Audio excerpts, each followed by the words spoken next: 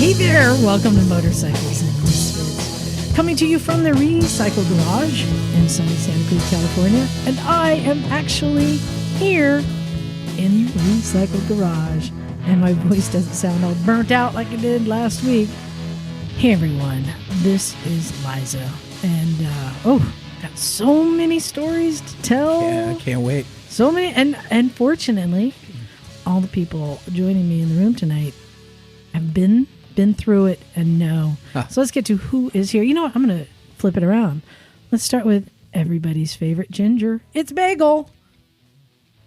It is I, the cat whisperer. Oh, nice. I like that. If we hear yowling, should we be concerned? No, there may be a stray that's found her way into my trap. You might hear a little pss, pss, pss, pss, pss, pss. Because he's the whisperer. Right. Of course, those are the I love it dulcet. when you whispered to me, Bagel. That would be the dulcet tones of Naked Jim. Hey, what's happening? Peace, love, and Suzuki. Oh, That's what I got for Oh. you. Peace, Get love, to and that. Suzuki. You know, I have a Get to Suzuki now, too. Suzuki. and sitting on the couch, fully prepared to bury his poop. It's Stumpy John. Man, you got to poop and you got to bury it when you poop. Apparently. So let's start with Jim's going to bury his poop, too. Deep. Yep. Deep. let's start with who got a new bike. Raise your hand. Naked Jim. I got a new bike. I did. Yeah, Finally. you did. What'd you get? I've been threatening for a while now, so I pulled the trigger and got the Suzuki. Suzuki GSX S 1000 GT Plus. Jixers. That's a lot of words and letters. Yeah, that's a and lot. Stuff. Dude, You got there a is stick jigsaw. I know, I'm a Jigsaw bro, finally. Woo, There- it came with a sticker and some flip-flops. there's a mathematical equation on the gas tank sticker that I did not understand. Science. Of all the things to Like talk about, that's what you algebra. talk about. What is this formula? Well, it gives you the octane, so it needs premium gas or 90 plus, you know? So it gives you the formula that they use to come up with octane. So I assume But if it's you're like in... A plus B in parentheses I don't times know.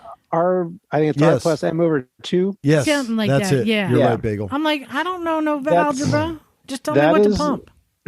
That's because there are different rating systems in different parts of the world, like we've discussed before. There you go. And not everybody realizes which one is which. You Well- should pay attention, Liza. Congratulations on your new bike. Thank you. Yeah, it's very exciting. So what color is it? It's a kind of a dark metal flake blue. Ooh. Yeah, it's a nice color. It came in blue or black, and I was just going to kind of get what was available because they're tough to come by. And found one up in Fremont at Fremont Honda, Suzuki, Kawasaki. And cool dudes up there, you know, made it easy. Not as easy as they did at Gilroy, I'll say that. But they were great to deal with up in Fremont. So, yeah, it's a replacement for my daily commute bike kind of thing, the FC1. So you're going to sell that now? Yep. Yeah, I got to get a new. I got to. How much? How much? I'm gonna. I don't know, around $5,000. What I paid for it. Yeah. Oh, that's a good deal for somebody. Yeah, 2012. I bought it with 11,000 miles on it. It's got 53 or 54 now. Wow. Yeah. Me and Emma are in the middle of doing we're replacing a bearing on the rotor. Oh, so you figured out what was making the noise? Yeah, so we, if you didn't remember, the FC1, the rotor grenaded because the way it's set up, it's like a can almost. It's kind of deep, and there were magnets glued to the inside that spun around, you know, the coil. Well, those magnets have a thing where they become unglued, and then it just grenades the whole thing. So all the magnets blow apart, but luckily stick to the magnet. So we'd replaced that already. Remember, we broke down going to Monterey. Yeah. So we replaced that, but then where the rotor shaft kind of comes, attaches to the side case, there's a bearing right there. So that bearing got wanky. She picked it out in like 2 seconds. You know, she listens to it. Oh, it's that bearing. So boom, like $10 bearing and a seal. So we're out the door. So I'm going to sell that for $5,000, hopefully, which is what I paid for it. But Well, you've kept it pretty clean looking. And, mechanically, it's I would call it a 9 only because of the mileage. and you didn't cut any plastics off of it. No, rubbed some a bit, but no, it's sort of it'll be a great bike for someone. You know, went through it at 45,000 miles, and so it's good to go. But you know, for a daily commute, you know, did have a bunch of miles, and I didn't want to start, you know, having this and that start going wrong. But the bigger thing, or one of the bigger things, was just upgrading technology to ABS and traction control. Oh, that's huge. I loved everything about the FC1, and if they made another one today that wasn't the MT10 or 01, whatever they call it, because that's I wrote it's just well, and it's I think it's the inline 4, but it's just an ugly bike. It's like a liter bike, Street Fighter thing. Anyway. And interestingly enough, ABS and traction control did not make our top 10 list of technical innovations. I don't believe it. This was a group chat, if you listen to last week's podcast. But yeah, they are important, I think. Oh, dude. I mean, I like I said, I commute over 17 every day, and we all know what that road's like. And at some point, you're going to come around a turn at 40 or 50 miles an hour, and there's going to be stop traffic or whatever, knock on wood. So the idea of ABS and traction control, it's kind of cool. And then just a new bike is kind of fun. And it's a Gixxer. It's not the FC1 in some ways. What does the plus mean? So there's a plus and a non-plus. The plus is $650 more. Oh, just for the plus. For the plus, yeah. But the plus comes with is 2 side cases. Oh, that's so great. it'll come with a factory mount and then side cases. Oh, that's worth it. Yeah, it is, right? And 'cause it's built to be a sport tourer, right? So the FC1 was more just like a have fun, rip around bike, where this is a little bit more sport touring. Mm-hmm. So, can I point out that I think this is very much like a man of your age getting a Corvette? That's an adventure bike. No. This is a man my age getting it's like I want something that's going to be fast and fun. But not totally crazy like a Ferrari or something. I think it's appropriate. That's why I fully support Corvette's a little boomery, so I don't accept that analogy. But no, it's a beast of a bike. I haven't. I have not got it up. Hey, Corvettes are beast of cars. I'm just saying. Yeah, I like both of them. This is the Corvette's heavy-set Italian uncle over in who's a little tough and rough. And someone doesn't like Corvettes. Okay, they're all right. I know a couple of people that just bought a pair, and anyway, whatever. I think it's cool. I fully support this stage in your life. Just have a little bit of fun because you're a responsible rider. So go ahead and get a leader bike, something that you can just kind of every now and then. Yeah. I've had one, and commuting, like I rode that triple, whatever that. What was that? The Yamaha. The FJ. phases of the Tracer. Tracer, yes, Tracer 900, and that was cool and smooth and okay, and it was good. But I tell you what, when you get on an inline 4-liter bike, it's a totally different beast. And when you, like I said, you get up into, I haven't even really got up into where the power is on this bike because I'm still breaking it in. And the mid-range power on this is boss. I mean, on the FC, 4,000 RPM, it could be a little chunky and chuggy. This thing, as you start to roll up through 4,000 RPM, and it redlines at like 12, just shy of 12, it just starts growling and the power picks up. So I get it because the reason I love my KTMs, even though they can be, pain in the ass hot blondes, they give me the feelies. Yeah. Having that power, that performance gives me the feelies. I totally get it. I'm just curious, Bagel, what scooter gives you the feelies? Well, do scooters give you the feelies like that? That Yeah, they can. I mean, my GTS 300, especially when I had the engine modifications, it was a lot of fun to ride, and it just, it was the kind of bike that would make you want to do bad things. Yes. Yes. Yeah. Also, my P200 with the Malossi 210 kit on it was nice and peaky, and I really want to get that bike going again soon. That might be my project this winter. That makes sense.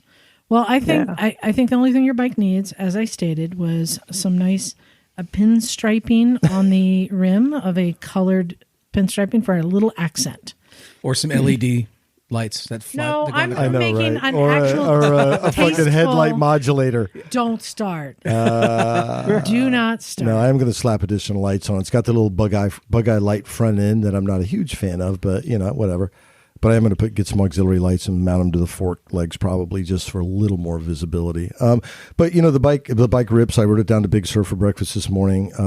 Was able to pass cars, no problem on Highway 1.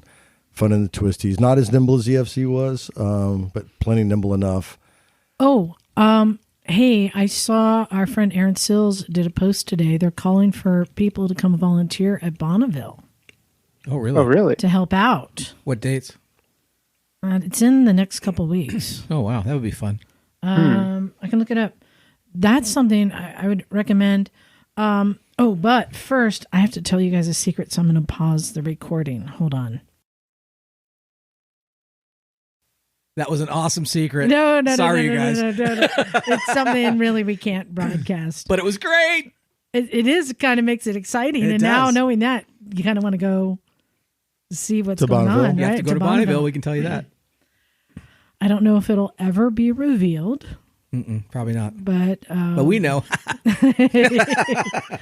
Yeah. Hey, how did it go last week? And by the way, thank you for running the garage last week. Oh, my pleasure. No, it was pretty chill. I mean, a lot of our regulars are out of town, and but we had a few people stop by, and Ellie did some work on her bike. She is going to be selling it, I believe. Yeah. And looking for. I think she wants a Versus 650. So it was funny because there was there was a fuse problem. So of course, me and my crappy mechanic skills, I went through the whole fuse box and didn't see anything. And then Knox showed up and he's like, "Let's look at the fuses." I'm like, "Fine, go look at them again." And he's found it. So I must have just missed it. But then it just started right up, so she was happy. Or it was a light issue on the dash. But yeah, it was pretty chill. I mean, it was by the end of the day, it was just Knox and I hanging out. Oh yeah, he was just here a little while ago. I know. Yeah. I had a similar slow day today, though I did get to install Bagel, a headlight modulator in the Africa Twin. That was successful. It's just the hardest part is getting access, all the plastics off, and then putting it all back together. There's a lot of screws, so I'm in the middle of trying to get that back together. But it's successful. It works. And I even drilled a hole in the basically part of the front of the bike that has the turn signal attached to it. Like the turn signal base, I drilled a hole so that the headlight sensor comes through that. So it all looks very nicely installed. And I figure worst case scenario, if anyone ever wants to remove it in the future, the cheapest thing to replace is that turn signal. Like that little boot? Yeah. Yeah, the turn signal has a shroud attached to it that attaches to just the housing. The housing. Yeah. So I just put it in there and it looks nice. Cool. Also had a couple. Yeah, I tell you, I installed mine. Yes, you installed yours. Oh, okay. Yep, on my my rat bike 300, and been riding around with that, testing it out. It's been interesting. Anecdotally, what have you found anecdotally? Well, I found that on 2-lane roads, sometimes people will start going slower when you get behind them with the headlight modulator on. Oh, because they think you're a cop? Yeah, I think so. Or just weirds them out. Yeah, or they just don't know what to think, and they're like, "I'm just going to do the speed limit because I don't want to get in trouble." Yeah. But it definitely does get noticed. It definitely does not work in all situations, because if someone is not looking at all, there's nothing you can do about that, and that has happened. But I would say that overall, people do seem to notice it. In general, it ups the odds. Whether they appreciate it or not is a different question, but they definitely notice it. Yeah, in the Africa Twin, it's interesting because this has two small LEDs left and right, and so it just makes the high beam, which is the left LED, just flicker. So, I'm glad I got it. Ellie, who got, I gave her a unit she put on her bike, and she thanked me multiple times. She says it's a noticeable difference. Nice. And which one did you get? So I got, it turns out that my bike is LED, so I had to get the one from Kissin Technology. And the first one I put on kept blowing the fuses, and so I called them and they said it shouldn't do that. So they sent me another unit that looks like a redesigned, newer version that's a little bit smaller box. And plug and play worked right away, very well. So I think I just got a bad unit. Yeah, could be. Yeah, the one I got was also from Kissin, and it apparently can be switched between LED and regular bulbs. Oh, it has a software setting on there. Yeah, I want to get into that more. And then we had Patrick came by today, who was on the Dolomites trip. Oh wow! So I got a little bit of stories from him. But overall, that it was a huge success Everyone had a great time. Awesome. So everybody's in one piece, I guess that means. Yeah, he said there weren't any like accidents or anything, not like Stumpy John's trip. So so we're looking forward next week. He said he'll join Emma and hopefully Henry to tell their tales from the Dolomites. Tales from the Dolomites. Yeah. Sounds like it involves cheese. No, so I'm glad that was successful. I saw a couple of pigs. They look like they were having a good time. Yeah, they did. Yeah. Yeah. And then, of course, I have tales from vintage motorcycle days. Oh, yeah. But Wait, I thought that what happens at vintage motorcycle days stays at vintage Tales that motorcycle cannot days. be told. But we do have a guest calling in shortly, so I'm going to start first with my new bike review. Oh? As you recall, I bought a Benelli? bike. Oh, that's right. The 135. right. Benelli 135. How was it? From Phil, who put the big block tires on it. Well, first of all, John, I now see what you mean about having the wide, big blocks. Yeah. Going through like mud and Sand, yeah. sand or gravel. I felt like I was floating around rather than cutting in. Yep. It just kind of floated around the top, which Yeah. kind of was hard to get used to. But it felt really good in like mud and loose dirt. Like it felt good. Well, and you're probably duck paddling a lot through the mud and all that kind of crap anyway out there, I'm sure. Yeah. So, first off, thanks to Phil for getting this set up for me. It fit me well. First thing off the bat. For a little 135, I didn't feel cramped. Felt comfortable. They're actually pretty tall. Let's see. E-start? It does have an E-start. Nice. Of course, yeah. No, starts right up, runs well. I only rode it around vintage days. So gravel, mud, barrel racing. It got, basically, as Phil says, he weighed it was like, it gained about 40 pounds from start to finish. And it's caked with mud. Yeah. So the barrel racing is a pretty good, test of how it would perform. How did it barrel race? I bet not bad. Haley and Moyne really put it to the test. Yeah. They're skinny. Yeah. Yeah, they were. And they were really ringing it out. But the SSR pit bikes had so much more power. More proper knobbies. Oh, more power. Yeah, those are rippers. Yeah, they really are. So the difference is the Benelli is like I think a 5-speed. Like it goes pretty fast. I took Moyne into town. He followed me on the Benelli. Oh, there you go. And I think he got it up to like 60 something. Yeah, it's not a short ride either, right? That was like 10, 15 minutes. Yeah. So he like full tug. He was like full tug, ringing it out. So it on a country road, it did the job. He took it on the racetrack in big blocks.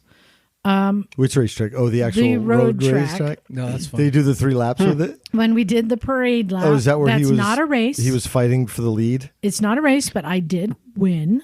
I'm just going to say that. Was Moyne in the top 3? And Moyne was definitely. What were you riding? On the Benelli? I was riding 2-up on a GS 1250. Oh, well, you should have won then. And by definition of win in a parade lap is whoever is the closest, whoever's in front but not past the marshal. Or did you win? No. I heard someone. Checkered flag. Photo finish? Okay, Checkered flag. I don't know. There might be an asterisk. It might also have been because he wasn't aware that we were in a race. So as we came up to the checkered flag, was it Schwancy? Did you beat Schwancy? No, I was riding right behind him. Well, Ralph did beat Schwancy, yeah, so maybe Kevin Schwantz. He's got something there. But that was on the exit lap, so it didn't count. No, I took it in the backwoods through river crossing and stuff. It awesome.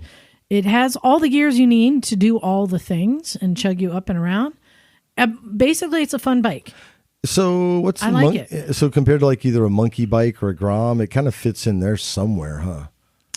Yeah. I've seen some plated monkey bikes around, kind of hauling pretty good. Yeah, those are all the 125s. It's all going to be similar thing. I think though, what Phil has been discovering with the Benellis and the SSRs is that even though they're Chinese built, they are made well, and they weren't hurt at all. So let me ask you this: it sounded like fun and cool bike. Outside of AMA Vintage Days, where would you buy that bike? Like maybe like around a city or around town or circus? I don't know. I mean, it's just a do stupid stuff bike. Right. Okay. So yeah. But my latest crazy idea is to get a sidecar on it. Oh, like a dirt sidecar. Somebody make one, or you have to. All right. So here's the deal. Uh-oh. I found an outlet in Virginia that makes off-roading sidecar rigs for the Kawasaki and Legram. Oh, nice. And I reached out to them, and they don't have one yet for the Benelli. But they said if I get the bike to them, they would make the hardware for it. So the bike is like $3-something.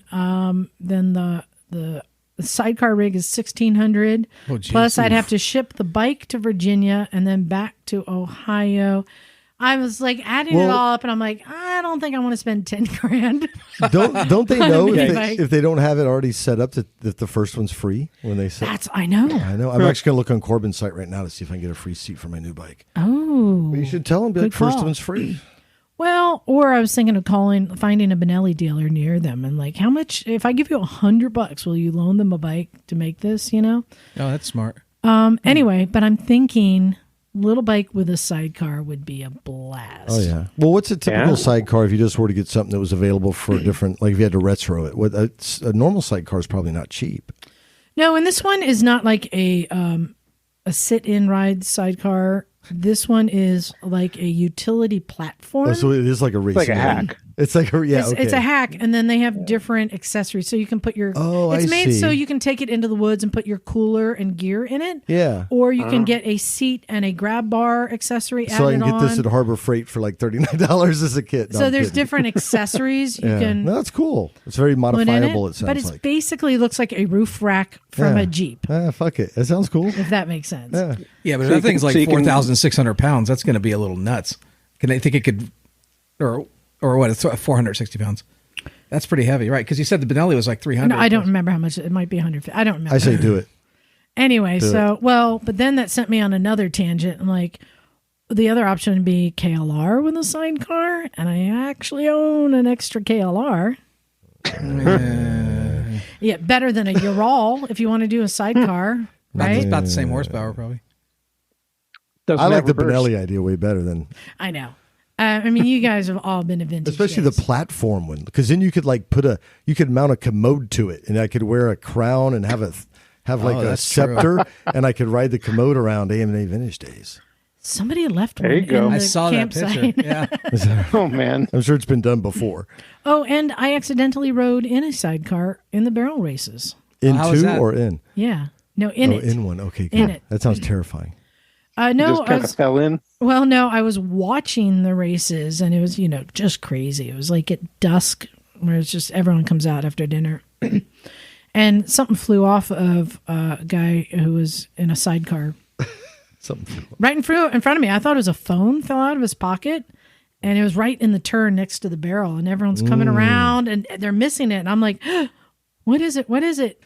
And I can't run. I was going to say, got hopefully bad you knees. did not dash out there. Nobody else was doing anything. It's like nobody noticed. And I'm like, well, dude, if this is a phone, I got to grab it. So there was a break, and I ran out there, and I Oh, God. reached down, grabbed it, and ran into the center to where it was safe. And I held it up, and it was a wallet. Oh. So I just stood in the center holding this wallet over my head. That's nice. Somebody could see like, oh, what is that? And then the guy with the sidecar pulled over, and it was the monkey sidecar. And this is not like a pretty sidecar. This is like a homemade, like rebar to hang on to, kind of janky. I think Death it was trap. made like, from like a couple buckets and rebar. It was like, And a case of beer. yeah. It was Ohio style. Yeah, Ohio style. And I think the dude's sitting on a 2x4, Yeah. And so I give it to him, and he's like, thanks. And I'm looking, and just all these bikes are going by, and there's no break. I'm looking, spinning in a circle, and I went, well, shoot, you're going to have to get me out of here now.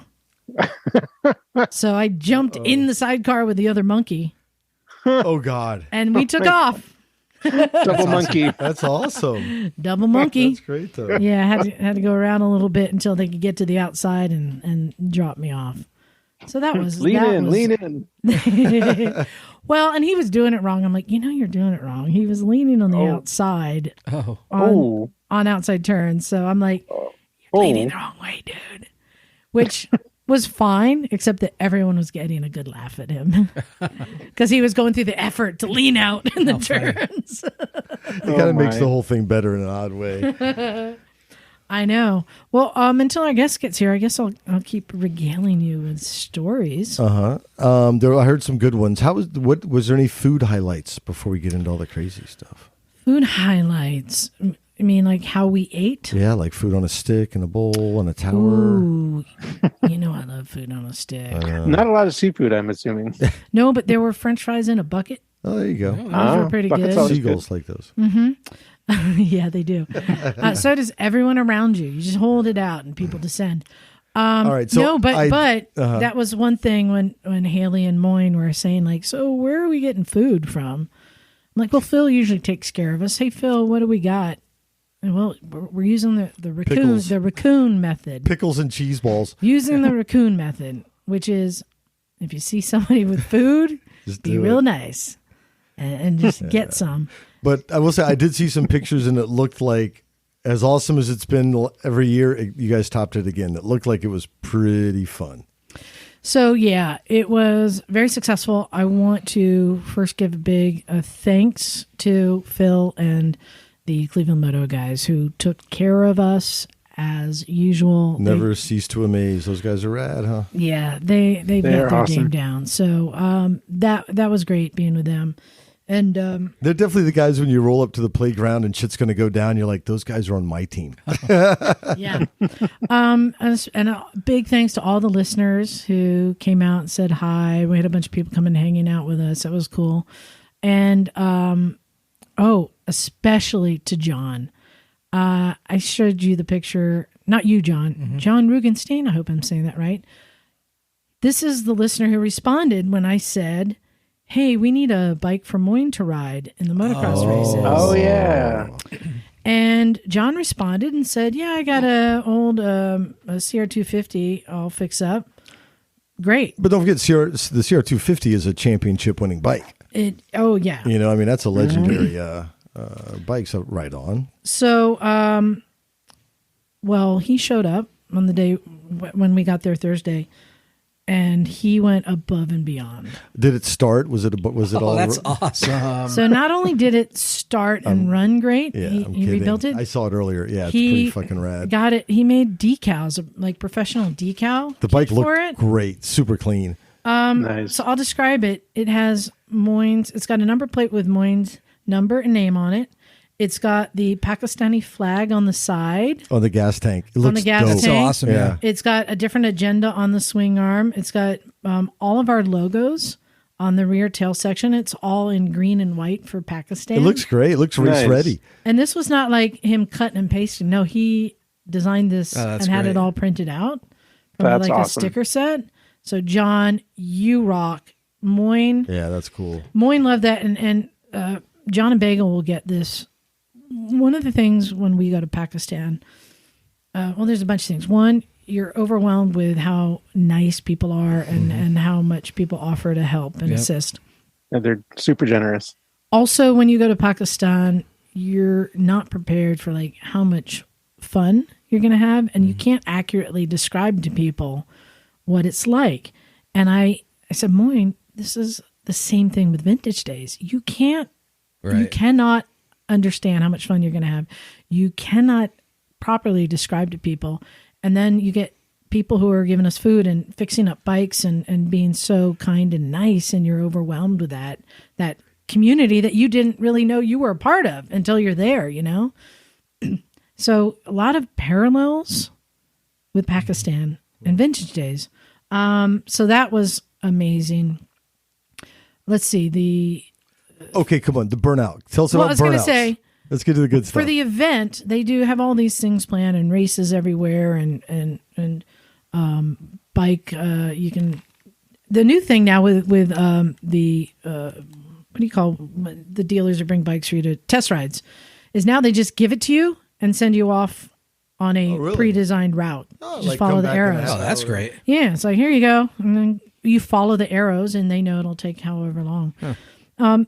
So there's so much going on, but the things that aren't planned by the AMA, I mean, the event within the event is in the campgrounds. Oh, absolutely.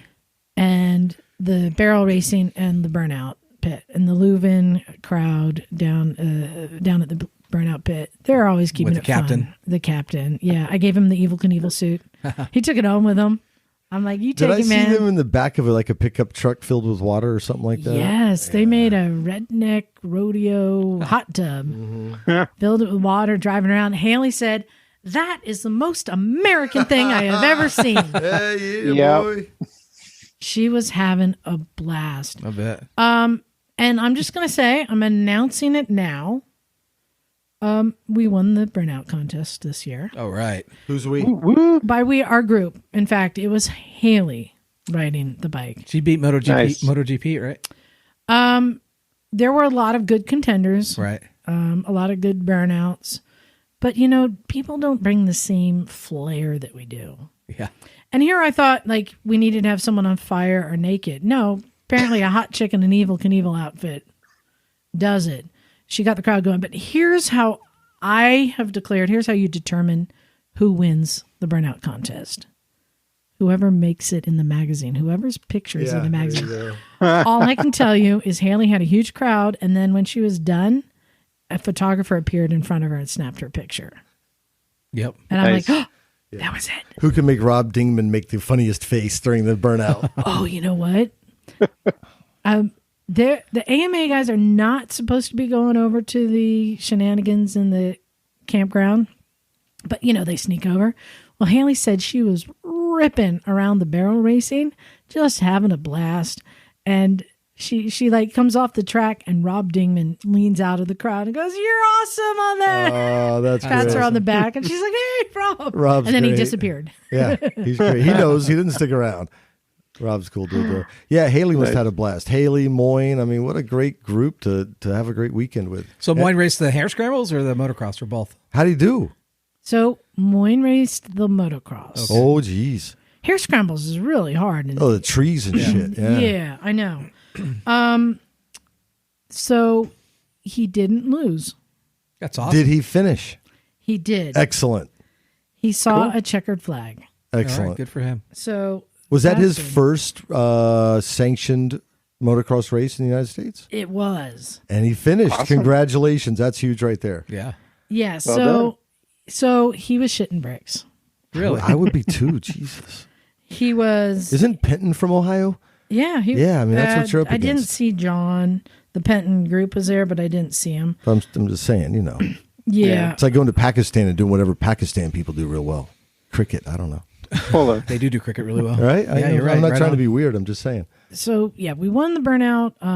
Haley Moyne did great in the race. We had a whole group of people cheering him on, and he finished. Did you yell like but- Pakistan Zanzibar? No. But he was like, they all line up at the beginning, and they all How many take across off. was it about? So was here's it the like thing. 7 or like I think 20? I think this was the biggest, most competitive heat that he was in.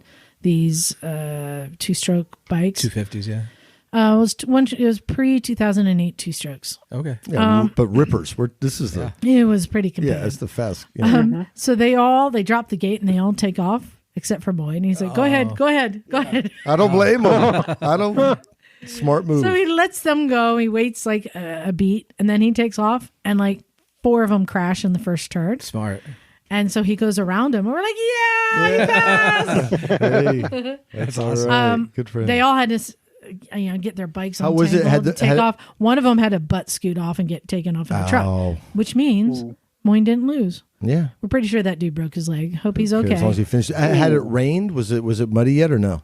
Yes, it had rain. And And so this it was freshly plowed field, so this was like thick, Nappy. grippy dirt and thick mud. I mean, I would think for a motocross race, great dirt. Yeah, if you're a really good rider, it's probably awesome. Yeah, yeah. For us, we're terrified. But it also meant that it was getting deep ruts. Oh, yeah. And, Yeah. I'm pretty sure there were like earthworms everywhere. Yeah, that takes a lot of courage to mix it up. I mean, it looks easy standing there like a lot of things, but when you're in there, dude, it's a whole nother thing. Another person I want to give a shout out is to the guys from Moto, MotoG Pete and Swiggy. So Pete last year, do you remember, John? He's saying the one thing he wanted was a Honda Gyro. Yeah, 100%. I remember. Yeah. So you remember Honda Gyros? Yep. Well, Phil found him one. The exact thing that he wanted. And Phil had bought it and brought it on the trailer. Oh, that's cool. And Pete had bought it sight unseen. So this is 100%. This was a Japanese pizza delivery, like with the windshield and roof and a giant box on the back on a 49cc two-stroke three-wheel scooter. Cool. That's the gyro up, right? Yeah. Yeah. Of which he took that thing everywhere. Did he barrel race it? It was in the barrel races. Oh, awesome. It was. Did he go down the hill? It was on the track on the parade lap. All right. And one evening we sent him into town to go pick up a bunch of pizzas for us. Nice. And he did it, man. And poor thing doesn't go very fast. And people are like on that road. Like I'm pretty sure the Amish are going faster in their buggies than he was. But man, and you can flip it. We saw it. He flipped it? He didn't. One of his buddies did. Got into a deep rut in the road and it fell over. Man. But I rode it around a bit. It is a weird thing if you're not familiar with the Honda Gyro. The front and rear wheels stay stationary, but the whole cab pivots side to side, so it leans. Did I describe that right, Bagel? No. No, the rear wheels stay planted on the ground. The front wheel and the cab moves, pivots. It is a weird design. So it's not like a tricycle. It does lean a little. No, so you don't know. Right. So if you lean, you can still go straight. But you can also stay straight up and turn the handlebars and turn. So it's a combination of a little bit of a leaning and a little bit of a turning and trying to figure out how to do that, which is weird. Right. And I think you control it all with the amount of counter steer you give it, right? Yeah, it's weird. So Pete he's funny, and he tried to do the burnout on that. They actually put two. Good luck. Yeah, it didn't work. It didn't work so good. I don't think it had the power. You need a kit for that. Did he barrel race it? Yes. Oh, most definitely. There are some videos of him barrel racing. That's awesome. That thing went all over the place. Another. He didn't do the hill climb on it though, did he? No. Yeah. But Haley did on my good. Benelli She made it. in flip flops. Oh, nice. Oh yeah. Yeah, but she weighs like 35 pounds, right? Yeah. Haley was like kid in a candy store, just took off going everywhere. I'm like, Haley, can you at least put on some closed-toed shoes? She's like in, like a tank top and short shorts and flip-flops, ripping everywhere. I'm like, just some closed-toed shoes. Like, that's all I ask. I felt like responsible mom. Or not, yeah. But I'm enjoying my freedom. Yeah. So there was another great new addition that that Johnny did from Cleveland Moto.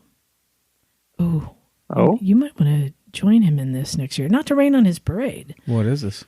He was the Bourbon Fairy. Oh, yeah. Well, I thought, That's McElfresh. right. He's always the Bourbon Fairy. Yeah. Yep, the Bourbon Fairy. He had light up wings and a tutu. He was like a Victoria's Secret. And he had a garden pump sprayer covered in lights full of bourbon. And he'd go up to people and spray it in their mouths. So he just like walked up and around the campground spraying bourbon in people's faces. Oh my God. And he just looked awesome, the Bourbon Fairy. But I'm like, can you have a whiskey fairy or a what? Tequila fairy. I'd be the tequila fairy. Tequila fairy? Yeah. I mean, I think that would be okay. Hey, sure. I mean, there's an opportunity here, right? Yeah, microdose mushrooms. Ooh. Or carry around a gas mask and get people, like a bong. Oh, yeah, hey. that might be at the country fair. Another cool thing. So we were most of the seminars. I did the Chickistan seminar with Lillian Moyne did the Were seminar with Haley and did the podcast with Cleveland Moto, Nokomoto, and then Haley did hers twice, and then Moyne did his own when he rode his CBR from San Francisco to Pakistan. We had great turnouts. Cool. That's great. We had more people than Kevin Schwantz did, who was across the midfield. Oh, wow. Yeah, with people listening intently to his stories. But we had more people show up to our thing, so that was kind of cool. Mm-hmm. There was one very interesting moment where it was when Moyne was set to speak on Saturday. And I had asked all of our listeners who we saw and like Phil and the gang, hey, can you come down and support Moyne? Because I didn't know how many people would show up to see a guy from Pakistan, right, who didn't know him. It was 5 minutes before he was to speak, and there was nobody in the tent but me and Haley. Oh, no. And I'm like, ugh. So I'm like, Haley, go out and get people, right? So she was the barker. She went out there. Well, when you looked up on the race marquee, it said, seek shelter, evacuate the grandstands. Oh, gosh. Oh. There was a storm coming with like tornado warning or warnings. something. Oh, shit. And lightning and everything. So they didn't want anyone in grandstands. So people were battening down the hatches. They were dropping tents. I called Phil. I'm like, where are you guys? And he's like, we are securing the site. Okay, so I'm which, if you've been there in a storm, which everyone has, so I'm like, crazy. Taking down all No, we didn't get a Yeah. storm last year. It was Oh, totally really? dry. Oh, man. yeah. Yeah. No, but it rained at night sometimes. Yeah, but that was. So I'm like, Moyne, let's just wait a little bit, right? And I noticed there was some vintage BMWs outside the tent. And hey guys, you want to get your bikes out of the rain? Bring them in here. So I'm like, oh, thank you so much. I'm like, and have a seat. Moyne's about to speak. That's right. That's why you were more attentive than Schwancy. No kidding. I know. And then it started to rain, and people started flooding into the tent. Oh, that's great. So I'm like, Nice. go, Moyne, go. So he starts talking about his trip, and people started showing up. Our, listeners, friends we'd made. Phil and the gang showed up. Everyone was just trying to secure their shit. So everyone showed up, and that was great. And he's doing his thing, and then all of a sudden, and like the wind hit the tent, shook the tent, and all the side flaps started just flying up in the air because they're not secured down. Oh, man. And it's like, a bunch of us ran and started grabbing flaps and being human anchors and holding on. And my one friend Erin happened to be right like at a opening of the tent where she just got drenched. She's just holding on to the tent flap and getting drenched by the rain coming in a hole. Oh, man. I know. She was like a wet t-shirt contest. And so more and more people running to the outside as the tent is like shaking and just human anchors. And it's gotten all dark. And I'm like, keep going, Moyne. The show must go on. Keep going. Because he's standing there like, oh, shit, what's going on? He right? doesn't know, right? And Tornado, so he's whatever. like, oh, okay. So then next, when I went to Romania and I met this man and da-da-da-da-da-da, and we're like holding on and it's like We're blowing gonna die. us. And I'm looking at like, where's all the electrical? Like, is this whole tent going to go up in the air? And I'm telling people, get to the center. Stay in the center. Oh, And Moyne just kept going, and it was all dark. You could barely see anything in there except for the TV screens he's presenting on. And then we had a really long Q&A because no one wanted to leave the tent. So it turned out to be successful. We called it the FEMA shelter, and it was a big success. And then it finally tapered off. The rain tapered off, and it lasted 2 hours. So That's decent rain. yeah. But boy, that was a moment where we were all together. Like, we're in this together. Do or die. Keep going, Moyne. Yeah, he was blown away Wow. by that. I'm trying to think. There's so much more. Like, there's so many perfect moments there. How was the swap meet, by the way? Ooh, good question. Swap meet was big. I mean, I rode through it a few times, but I wasn't going to buy anything, so I wasn't really looking. There were a lot of people with bikes for sale that didn't sell. I saw a lot of people remarking about that because everyone's raised their prices. You know, the $200 deal doesn't exist anymore. We've talked about it here. The $500 deal doesn't exist. And they didn't drop the prices on Sunday to get... People were starting to, but I think a lot of people, if they were looking for something very specific, then they got it right away. Yeah. And, you know, there are the people there while the flea market is being set up that are already scoping out this stuff, the deals being made. But, you know, a non-running CT70, they're going for like $2,000. Oh, wow. Wow. Yeah. Yeah, exactly. I mean, prices are up, but it was big. It was good. Let's see. There was the sunset moment you were saying too. Oh, perfect moments.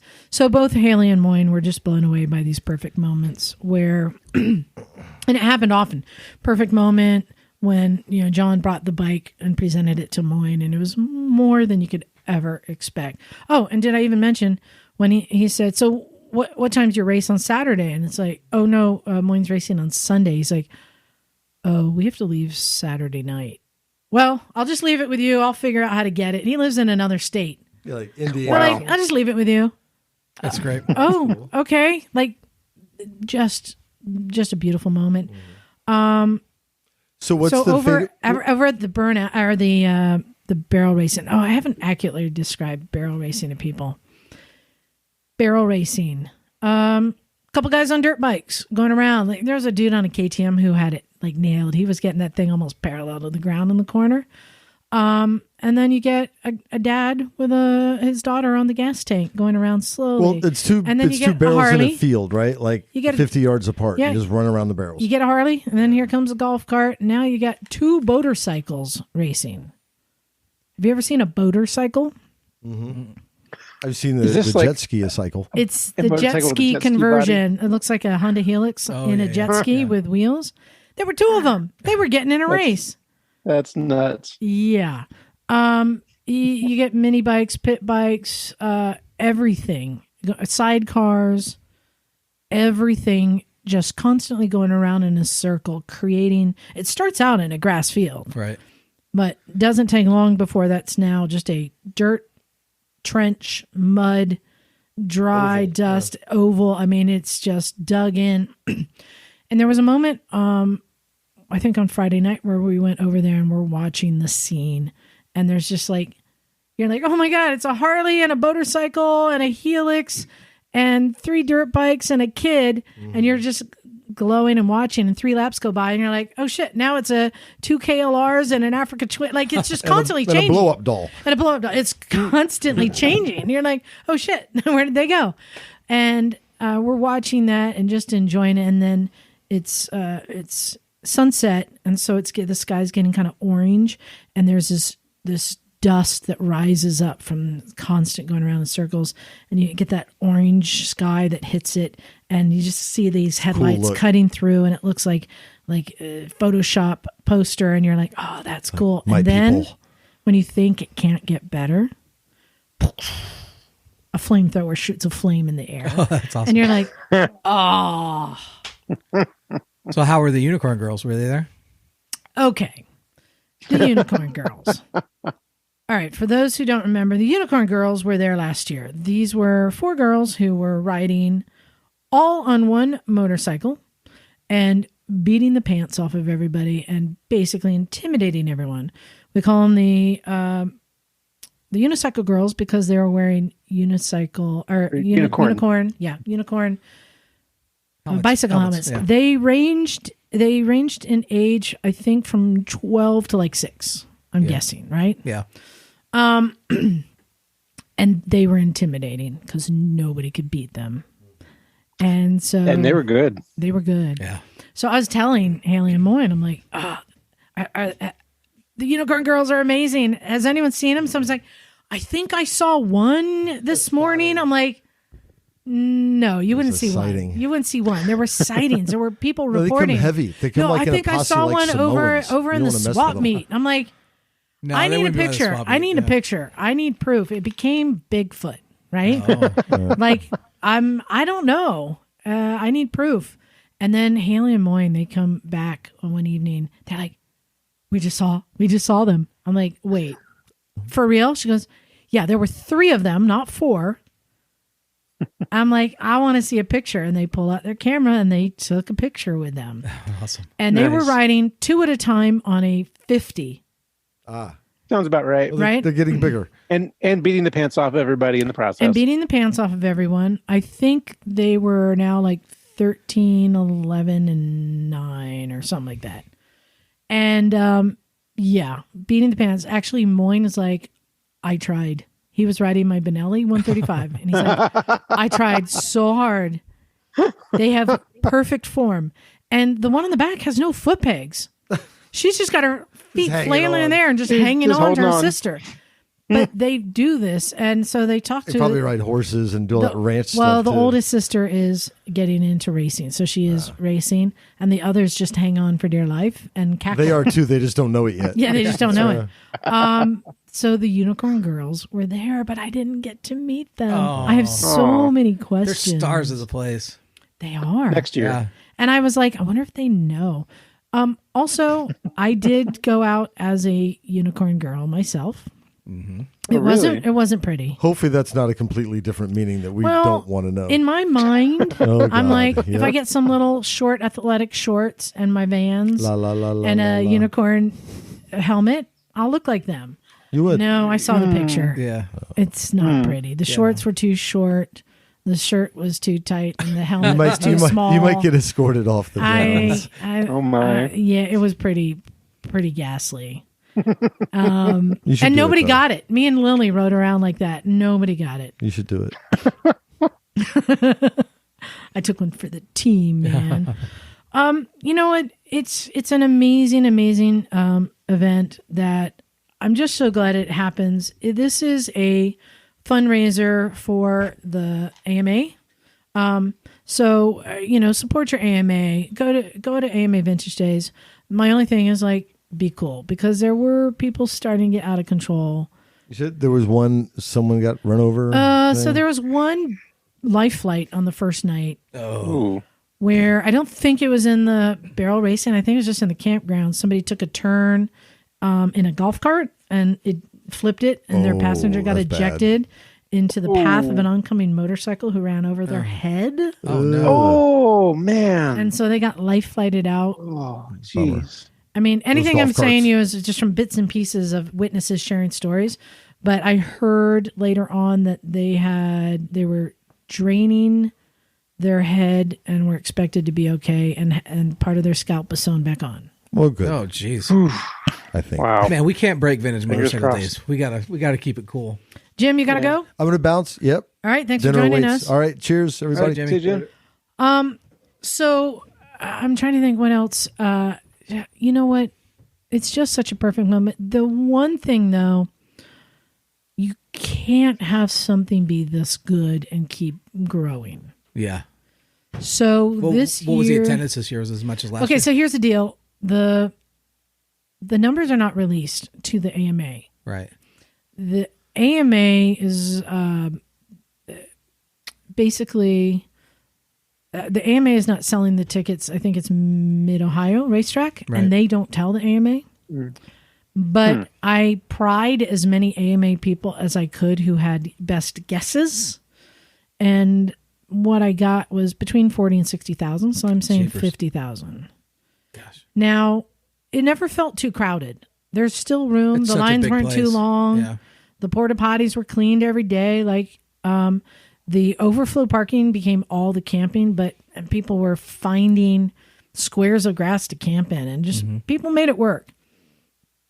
But there was a fight one night, I heard. Then there was the other thing that was happening was ambulances were being called, but then they couldn't ever find whoever called them, because it's also really hard to tell somebody where Yeah. you are. And then Right. what was happening. Like we were at the burnout pit one time, and the sheriffs came in, and they're like, "There's too many vehicles in the roadway down here, and we can't get the rig through." So they were trying to get an ambulance through, and there were so many people who showed up to the burnout pit and just leave their bikes in the road. Wow. So I heard that there were calls for ambulances that they couldn't get to people. And there was somebody I heard out on the main road who crashed and broke their wrist. And there was another person who I think broke a leg back in the woods. I mean, the normal stuff. Considering how many people are there, considering how seemingly lawless it is, not so bad. Yeah. But there's not a death toll like Sturgis, at least. No death toll. Yeah. But the one thing that did disturb me on Friday night, the sheriff's department came and shut down the barrel racing. I think around midnight. What? Why did they do that? Just noise? Well, I didn't know, but I heard they came in and were pretty forceful getting people out of there. Wow. And what I also heard is that the crowd was booing them and shouting that they had something about freedom and that they can't make them stop. Yeah, that's never a good time. So I heard that happened. And so the next night, Saturday night, I was curious to see how this goes down. So we went over to the barrel races late, like 11 o'clock, and it's still going, right? And even I'm like, there were accidents happening because people didn't have lights on bikes because there's a lot of dirt bikes. Right. My rule personally is only take a bike with a light or have a flashlight. Even if you're walking, have a flashlight. So I brought extra flashlights for all my guests. So there were people hitting each other who didn't have lights. No. So I went over the next day and they're doing the barrel racing, and I did see a dirt bike with no light take out a guy who had flagged everyone to start a race. And then after they passed, he was walking off, but didn't realize there was people in the back trying to catch up. And so he got pegged, but everyone was okay. But then a little while later, the sheriff's department showed up, shut it down. And I noticed that there was a track official there. Oh. And just so you know, John, when you rub your beard on the microphone, it picks it up. Okay. If you're wondering what that noise is. So there was a track official, and so it wasn't AMA. And we said, hey, do you mind us asking why you're shutting it down? And he said, there's a lot of alcohol, and we just think it's time before something bad happens. I'm like, couldn't disagree with that. Yeah. And I said, hey, A, thank you for letting us get away with so much. And B, also thank you for actually monitoring and shutting it down when you think it's time. I can respect that. And so he was like, thank you. And I said, and I heard last night that they weren't as accepting of this. And he was like, yeah. But that night, everyone disappeared. There was like one chick who like blew past the sheriff and did one more lap. I know. America, baby. But for the most part, no, everyone got along great. I'm torn about recommending this event to people. Can it keep getting bigger? Yeah, I don't think so. You think eventually the liability is going to kick in? Not yet. I'm surprised the track is still cool with it. I'm glad they are. Well, again, they're making a lot of money off of it. So. Yeah, they are. So it's a big event. The person I talked to introduced himself as the new head of security of the track. So this is his first year being in charge of security and safety on the track. So that's why he was exercising this and using the sheriffs to help. But I also talked to a policeman in town when we were getting sandwiches. And I said, just curious, has there been a lot of action out in town disrupting things or people, running lights or speeding? And he's like, no, not really. So unlike other, other places where you hear about how you get that many people there and they're being reckless. No, people seem to be respectful of this small little sleepy town. So overall, great event. perfect moments. Again, thanks to all the listeners who came up and said hi and hung out. You know, it's funny. We figured out that Oscar from Cleveland Moto was probably the only Mexican there. Poor Oscar. But there was another Pakistani man there. Oh. And he came up to Moyne and he was right. like, Assalamu alaikum, brother. And Moyne went, what the fuck are you doing here, man? And he turns to Moyne and goes, what the fuck are you doing here? That's awesome. Yeah, he's a guy from Lahore who lives out here now and listens to us. Nice. So that was pretty cool to see that kind of crossover. Did Aaron from Stumpistan go? Aaron was there. I love Aaron. And there was someone else from Stumpistan who I was supposed to keep a secret that was going to come who didn't come. So Joe? I can't Was it Joe? tell you who it was, but he didn't show up. Yeah. But he was supposed to, and I was told not to let you know. Yeah, I know. He needed to stay and do his new job. His nickname was Puppy from the trip because he was the little young guy. No, Aaron showed up, and I thought he knew all the guys from Cleveland Moto. He just fit right in with everyone. We had a good crew, good setup. Phil summed it up, and I said, Phil, this is probably the nicest thing he's ever said to me. He was explaining to Haley Moyne. He's like, yeah, you know, we got this thing figured out a long time ago. You know, we've got this thing dialed. We got this thing dialed in at a 10. He said, and then Liza showed up and made it an 11. That's true. And then you two showed up, and now it's at 12. Oh, that's cool. Nice. Yeah, so that was really cool. So is Moyne going to fly every year now to this or what? You know, I think he wants to. I'm sure he does. Okay, but here's the deal. One more thing we need to discuss. I don't know if this is a curse, but we've jokingly said when people travel with me, they end up with the shits passed out on the floor. Yeah, that happened to me twice already. Well, God damn it, Moyne passed out on the floor and had the shits. Yep, that's you, Oh, Liza. no. Liza, you make it Yeah. happen. You make it happen. You I'm ride like, people how hard is- and put how us is away this wet. My fault. Because we just can't keep up with you. You're like the Energizer Bunny when you hit those situations. You're just like, and you're just gone, and you never stop for 4 days. That is true. I barely slept. Your ADD kicks in, and you're like gone. I'm not like a bunny. I pace myself. But I think my body is used to eating crap food, and keep going every day, and everyone else tries to follow along. No, on the last day we dropped Haley off at the airport, and then we had a few hours to kill, so we were hanging out with Phil. We went by the shop just to check in, and then we were like, I don't know, going to go out and do something. Next thing we know, Moyne is passed out on the floor between a Zero and an Energica, and he's like, Did you go to Porco's? No, but he's like, Really? I can't leave the bathroom. Oh. Oh no. I'm like, oh no. And then he had a trip to the bathroom, and then he was out. So Phil and I had to hang out in the shop for 3 hours because I'm like, well, let's Poor leave guy. him here and go do something else. He's like, no, we can't leave the Pakistani guy passed out on the floor. So yeah, I cannot say enough how much I appreciate Phil and the gang in Cleveland. Who, They really make it who special. make this special, Yep. not just for us, but to everyone else who shows up, all the listeners who come and hang out and make it a family. Yep. It really is. So, yeah. Now, next year, I would like to start a new tradition. If you guys are coming, will you join me in this new tradition? Okay. Likely. I would like to start the Friday night costume parade through the campground. That could be fun. Right? Yeah. Or we could do a naked parade through the campground. No, I've tried that. And it's kind of illegal there. Yeah, it's not legal there, We unfortunately. could wear Yeah. like pasties.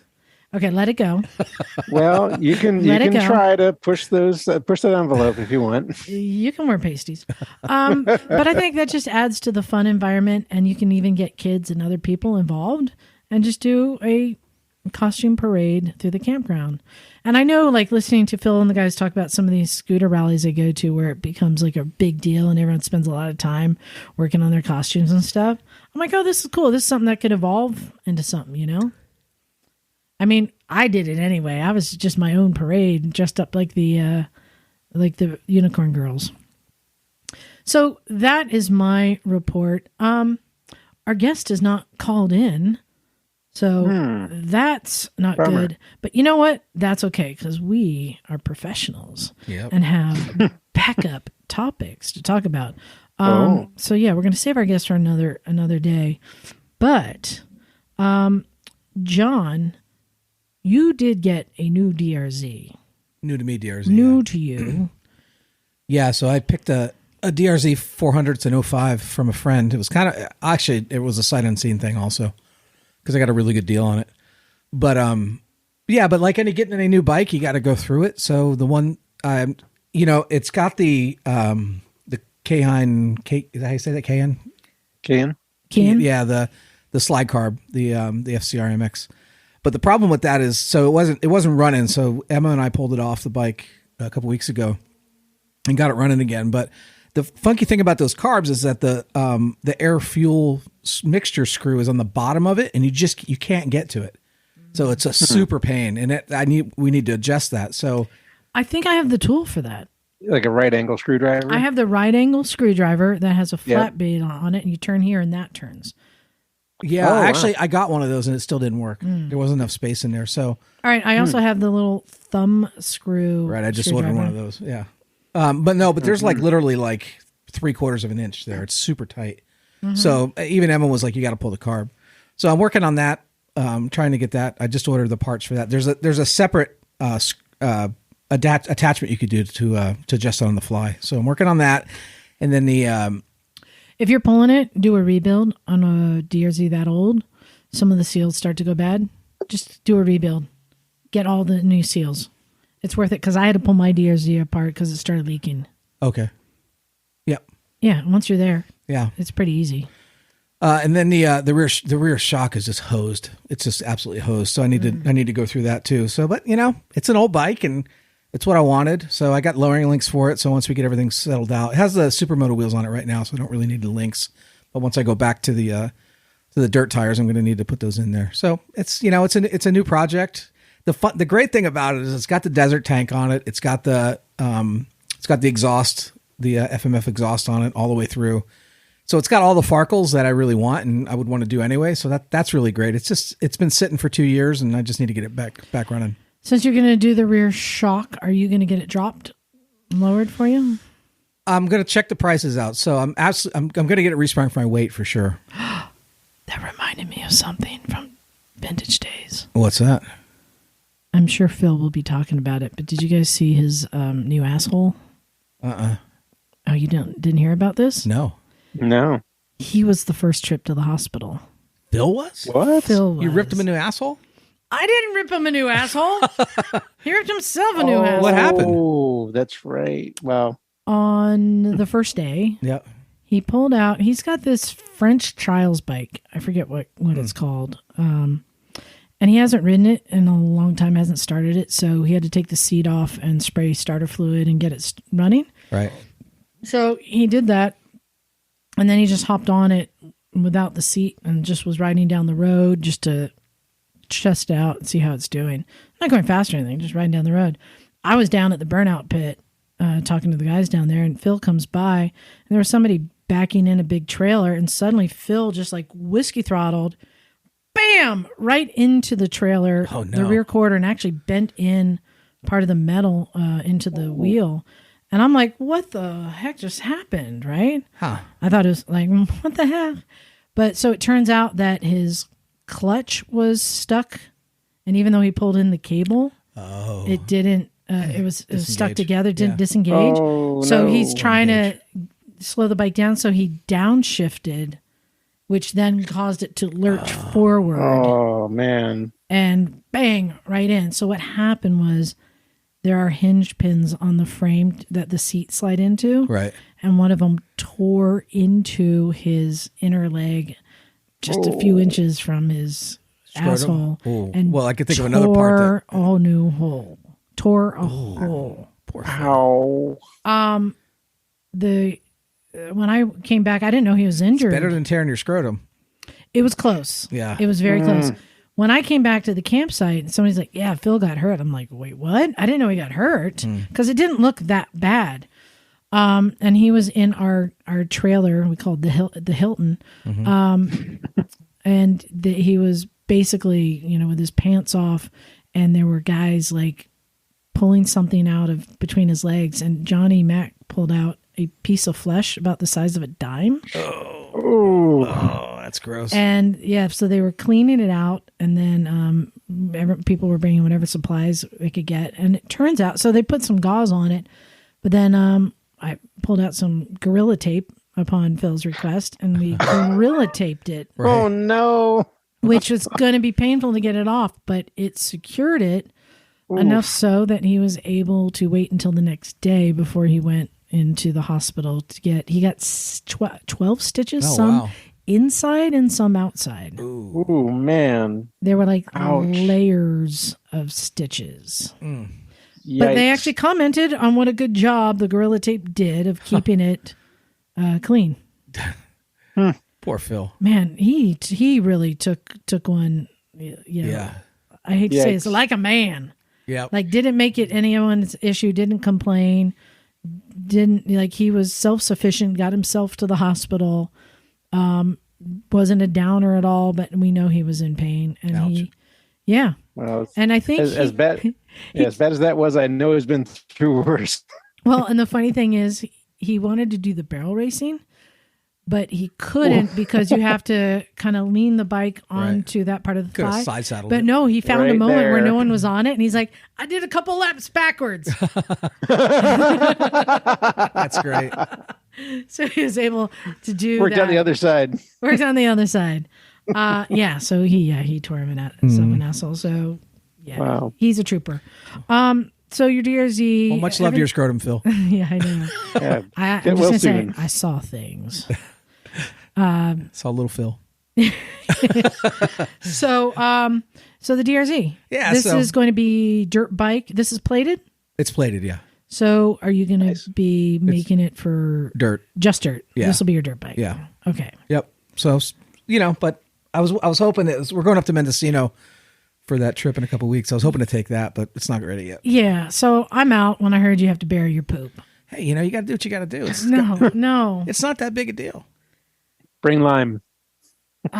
It's only 6 inches deep. You just got to have good aim, and I'm you're out. good. I don't mind if there isn't. Bagel, would you poop in a hole with me? Not together, no. Maybe in succession. I'm just saying, I need to have a flushing toilet within 15 minutes of where I'm sleeping. Well, Matt and I called it our poop palace, our spot where we were pooping. Oh my God. Oh God. So, I got a quick game for you guys. All right. Are you ready for this? Let's do it. Because Emma's not here. I'm calling this game Crazy Brits. Now, we've played this game before, but it's been a long time, and I'm thinking I can get away with doing it again.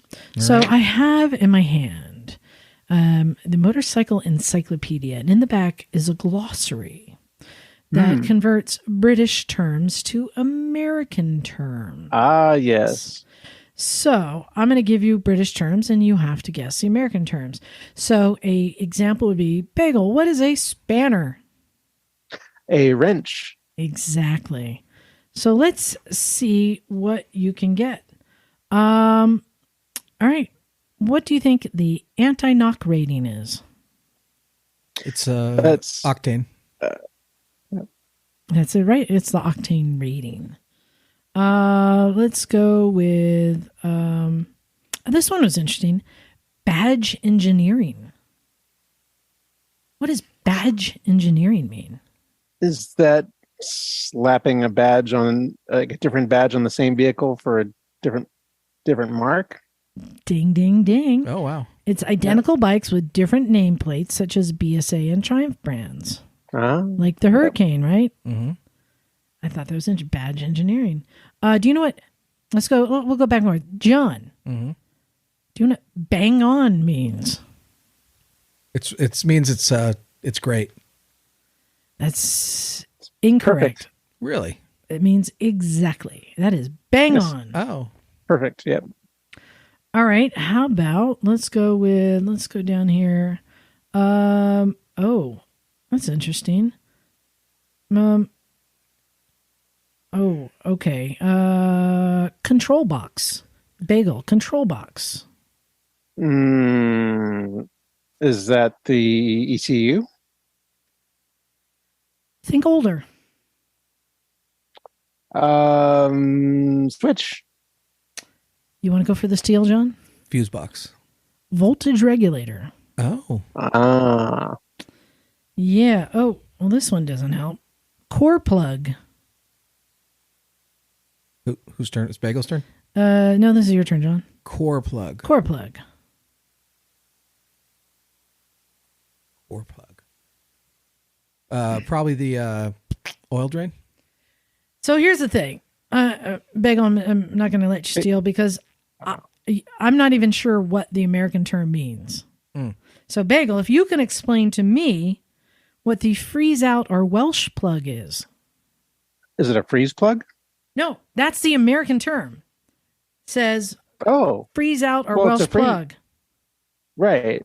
That's a plug in the cooling system. Right, so it doesn't ice over. Is basically a sacrificial part that if the coolant freezes, it will push out the plug rather than crack the engine block. I think it's funny that's the American term is Welsh plug. I don't think so, guys. Never heard that. I don't think so. All right. I do not. I'm not familiar with those on motorcycles. That may be a very archaic thing. I know cars used to have them way back in the day, but I've never seen one on a motorcycle. Interesting. Yeah. All right. Bagel. Yeah. Jubilee clip. Oh yeah. Jubilee what? Jubilee clip. Who? Is that perhaps the wrist pin clip on a piston? John, you want to take the steel? Jubilee clip? Jeez. Emma just used this the other day. I think it's like a cotter pin? Nope. It is a worm drive hose clamp. It's a hose clamp. That's right. That's right. We were doing, actually on the DRZ, we were working on that. She called it that. That's right. Yeah, I thought that was interesting. Okay, how about this one's easy. Let's see, whose turn is it? John, is it your turn? Yeah. Dip switch. Dip switch. We should start calling each other that. I like that name. You dip switch. You dip switch. It's got to be a dipstick. Bagel for the steel? No. That is the high-low beam switch. That is correct. Really? You dip your lights when oncoming traffic appears. This is interesting. Okay, so Bagel's a bagel crash box. That is an unsynchronized transmission. That is correct. Dang, Bagel. He's whooping your ass, John. He really is. Let's do another one. Surprise. John. Yes. Double knocker. Let me say, it's either a twin cylinder or a two-stroke. Twin cylinder. Bagel for the steel. Dual overhead cam. That is correct. John. All right. Now I'm going to give a little bit of a hint in that I find it interesting that this next word is in the World of Motorcycles Encyclopedia. Dustbin. Bagel, do you know what dustbin is? I do. It's your turn. It is a trash can. Yeah, I don't know why that's in here. Maybe Because it's something there to are be in the fairings. garage. It's a There's fairing. a dustbin fairing. But That's it's where it not gets a its name garbage from. can fairing. Not literally, But I think it's that's where something it that gets its is in name the from. garage. Put it in the dustbin. Yes, this is true too. That's what I think. All right, let's do a couple more. Let's see. Let's go over to this side. But on the dustbin fairing note, I think that name came from the fact that old trash cans used to have a domed top with a little push door in it that were reminiscent of those rounded fairings that are called dustbin fairings. So maybe that's where it came from. I'm not sure, but that's my guess. I'm not sure. All right, whose turn is it? Is it John? My turn, yeah. John, nave plate. You picked the hardest ones for me. That's No, not I fair. gave you the easier one. I'm trying to give the hard ones to Bagel. Nave plate. Nave plate. Is that the kind of the registration plate where the VIN is? Bagel for the steal? Oh. I've heard this before, but I'm trying to remember exactly what it is. Is it the steel plate in the clutch? No. It is. This one is weird. Wheel cover or a hubcap? Boy. Oh, okay. See, we can only play this game when Emma's not here because she'd just be calling us idiots and shouting out answers. All right, so learn to speak proper English. Bagel? Yes. Oh no. O-N-O. All capitals. Oh no.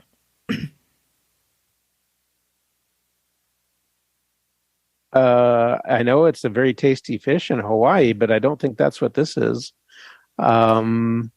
All capital letters means? It's an abbreviation then, I'm assuming. I've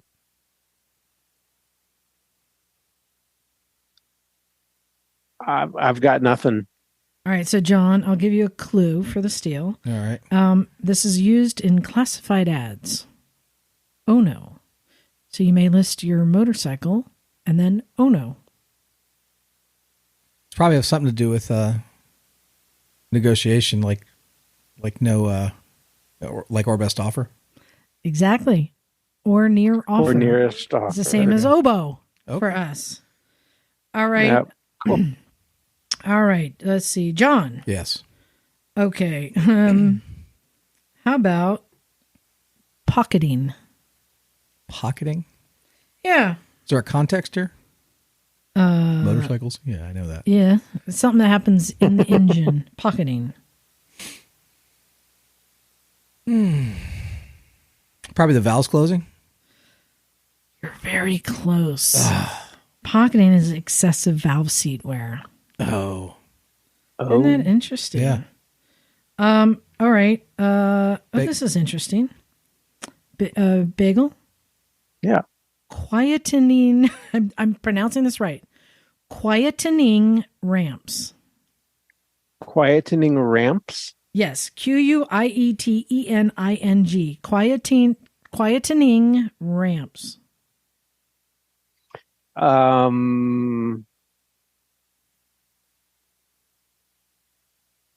Wow. A muffler? Good try. John, you want to go for the steal? Baffle inside a muffler? Low acceleration cam profile for quiet engine operation. There's no way I would have got that. I know. There's no way. Oh, here's a good one. So, John. Yeah, I don't know. I don't know why this is here. Oh, I'll tell you what. Scuttle. Scuttlebutt. Scuttle. S-C-U-T-T-L-E. Is that, let's say, old lubrication that is being recycled or thrown away? Oh, good guess. Can Bagel, you want to take a shot? I had to lay her down. What is it? A cowl. The scuttle. Okay. I know. I love these. Oh, this is all right. We're gonna end with my favorite.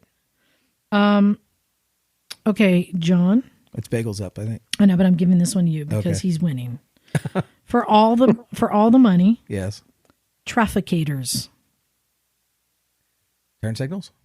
Coming from behind, John with the win. It is turn signals. But Bagel can say that in 6 languages, so he got me beat. Yeah, I know. Yeah. Isn't it funny how many different things there are in here?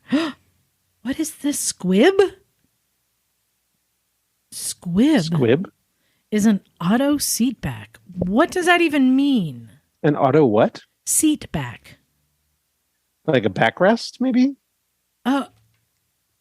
Oh, maybe. I don't know. All I know is these are some crazy Brits. All right, let's should we get to some emails and close this thing out? Sure. All right, I need to this one is really long, so John, you're going to pre-read that and edit. And Bagel, I'm going to send you one. Here, you want a pen, John? Yeah. I'm going to send you one. Which one do I want to send you? I'm going to send you this one because I'm pretty sure that there may be an accent required. Let's see. Well, there's a giveaway in the word in here that I'm pretty sure is going to be needing an accent. Let's see. Where is it? Oh, poopies. Hold on. All right, Bagel, you talk while I look. All right. So I'm still stuck on the squib. I'm wondering where that even comes from.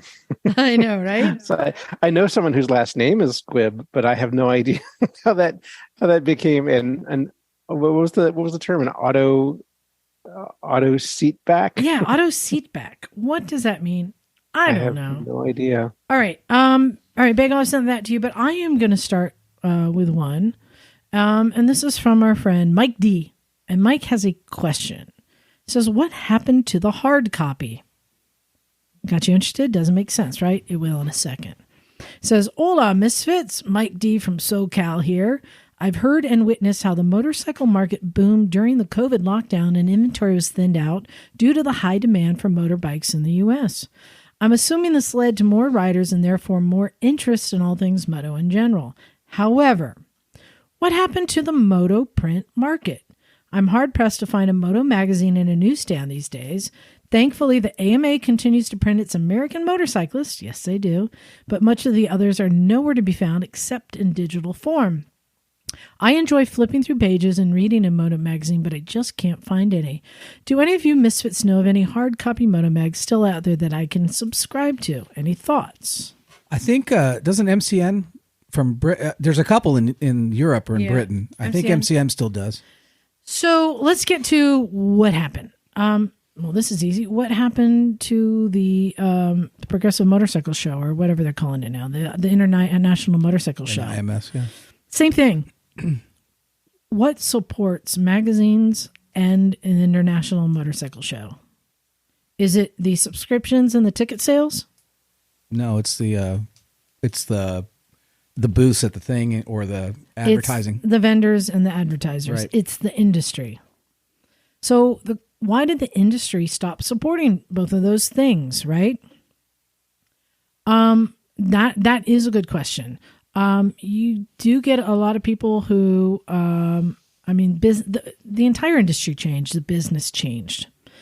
You get, people aren't buying their helmets or their tires from their local shops that they used to support. Now they're going online. So there's actually less vendors now, right? Right. Now, these vendors are getting all the business. Everyone knows who they are. Do they really need to advertise to compete and get the business? Not like they used to. There's not enough competition. Yeah. They don't. So why should they be paying for a full page ad in a magazine? You can talk about so each of the individual, let's just say helmet companies, right? Mm-hmm. You got a bunch of helmet companies. Why aren't they supporting? Why aren't they advertising? Because all they need to do is put their stuff at Cycle Gear or at Revzilla and they're done. Yeah? Yeah. The industry's changed. It has. You remember when... but they still are competing. Which brand are you going to buy when you go in there? Yeah. Go ahead, Bagel. And also, if there is also a reason for stores or companies to advertise even when there isn't competition, because that can jog someone's memory. Oh, I need to order parts for this bike, or oh, I need to get a tire for that, or oh, I need to get a new helmet. Just jogging people's memory that, oh yeah, I need to do that. Let me do that now because I just got reminded by this ad. All right, but now let's go back and remember the last time you were flipping through a magazine, and the ads weren't like Cycle Gear. If you went to the back, you had a bunch of small ads. Right. You had, Joe's BMW Specialist, and you had Throttle Lock, and you had all these small companies. They're not needing to advertise in there anymore either because it's going online. It's online ads. They're advertising Right. online. They're advertising with podcasts. Yeah. They're advertising with Facebook. They're not putting them in print. Here's the thing too. And this is a big thing that's happened just with podcasts, right? People are advertising with magazines and with terrestrial radio shows who say we have, we hit, 2 million homes on our radio show, or we have a subscriber base of 250,000. Mm-hmm. And then you get a podcast that says, well, I got 2,000 subscribers. Which one are you going to put your money in, right? Yeah. Except here's the thing. How many of those 2 million potential listeners are listening to that radio show at that moment? How many of those 25 or however many subscribers to that magazine will actually read that page and read that ad? You don't know. Yeah, you don't know. How many of the people who listen to the podcast will hear that ad? Mm-hmm. You have an exact count. Right. I can tell you exactly how many. Yep. That's your better investment. But everything is changing, and people still think they're still advertising on bigger places, but it's all moving. Right.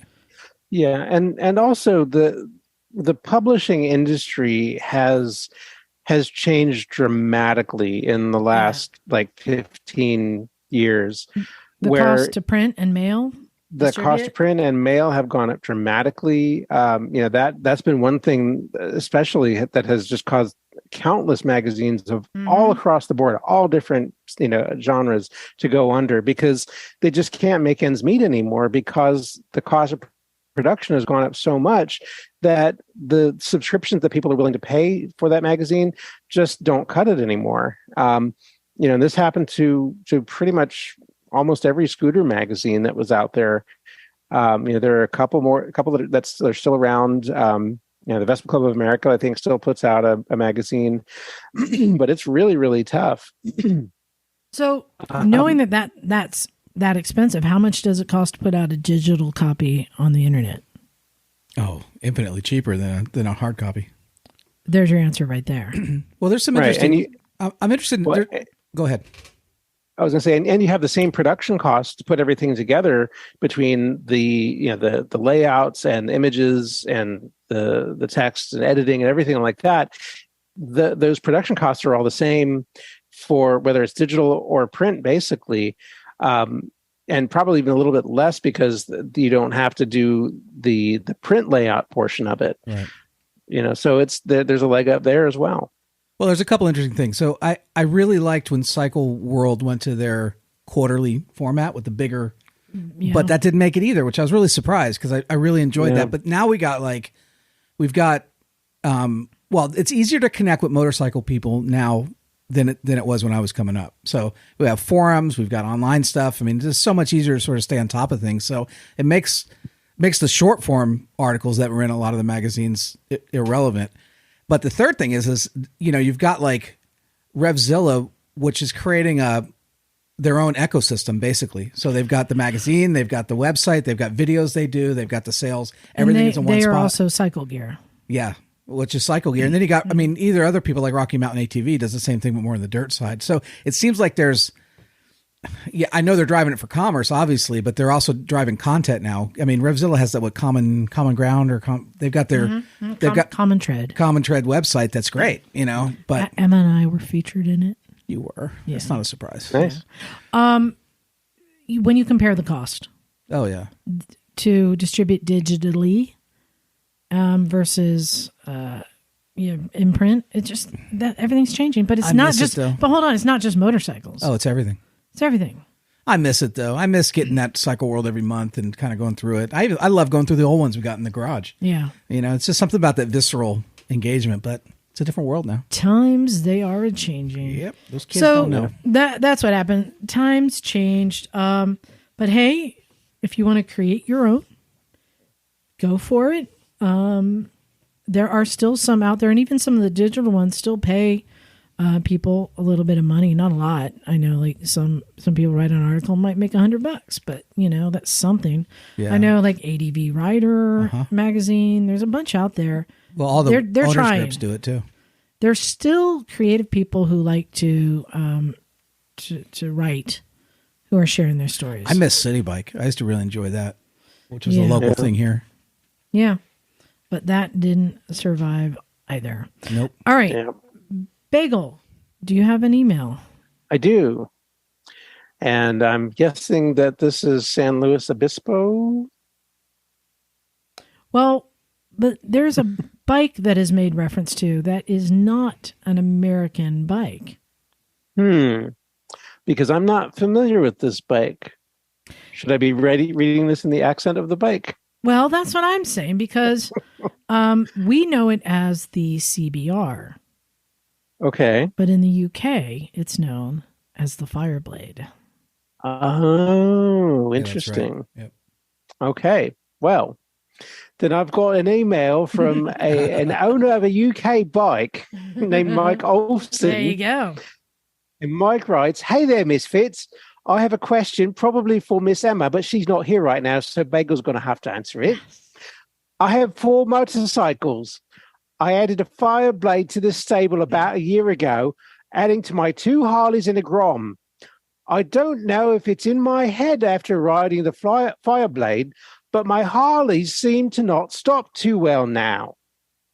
I've rebuilt the caliper on one and bled brakes going through about 2 bottles of new brake fluid, and it just doesn't seem to stop all that well. I have a feeling it's just in my head because I've gotten used to the Fireblade's brakes. However, I'm thinking of replacing the rubber brake line with a steel braided brake line on one of the Harleys. The bike I want to test this on to see if it makes a difference is a 2009. Could an old rubber brake line cause the brakes to not work as well as they should? Thanks, Misfits. Moto Mike 805. Hey, Mike. I think any of us can probably answer this. And weight has a lot to do with it. That's one of the big factors. Also, how many pots are on the brake, the stopping power. Typically, the CBR sport bikes are going to have, I think, 4 pots on the front, maybe. It might be two and two. But it definitely has, they have better brakes. But the bottom line is weight. If you had to guess, Bagel, because I'm not good at this stuff, how much does a CBR weigh compared to a Harley? I think Harley might be double. What's Harley? I wouldn't say it's double, but if it's like a Dyna or something. Double for a fat boy, not for a Sportster, probably. And like your average Harley is probably about 800? Not a Sportster. They're probably. Oh, it's a Sportster. Oh, no, we don't know. The Sportster is probably about what? About 550. Yeah. So I think one of the big differences: American iron and Japanese aluminum. That's right. Right? Yeah. So weight is a huge thing. Harleys are not known for their great stopping power because you have the weight, and the weight makes a big difference. Huge difference. So you can upgrade brakes, and doing things like putting the braided lines on might make a difference. But you know what makes a bigger difference that you may not realize? Is flushing out the fluid, brake fluid. That's a thing. Well, but he did say he did that, though. He said he went through like two bottles of new brake fluid. Yeah, for people listening, that we've said this before, that the brake fluid is hygroscopic and it loses its efficiency slowly over time, so you don't notice it. So the first upgrade you do is put new fluid in. Could go braided lines might help too. Braided lines, because some of the force that's going to the brake expands the brake line, but it still isn't going to be great. Not knowing what your model is, does the Harley have ABS? Does the Fireblade have ABS? We don't know. Let's see. The bike I want to test on is a 2009. It's a 2009. 2009 Harley, so we're not sure what it has. I'm not sure. We also know that a lot of people do upgrades to Harleys. They do performance upgrades to the engine. They do brake upgrades. They do suspension upgrades. Brake is probably one of the last things people do. Right. Now, one question is, does it have a dual caliper? Or do both bikes have dual caliper, or is it the Fireblade just a single definitely caliper? has 2 in the front, 1 in the rear. Harley, right? Who knows? Harley, I don't know. It depends. Right, because the Harley only has a single caliper. Not all that's of them. going to affect Not all of them. the braking quite a bit, wouldn't it? Here's another thing to take into account: soft suspension. Yeah, I was how much of your braking is going into just lowering the bike, right? Yeah, or actually raising the bike, but yeah, lowering the front, raising the back. Yeah, exactly. Yeah. Changing the suspension the geometry changes. A lot of it goes into adjusting the suspension. Whereas on a bike like a Fireblade, that's usually a much stiffer suspension that will react faster because it's not going to move as much. There's so many factors. Tires, we haven't even gotten into tires on this.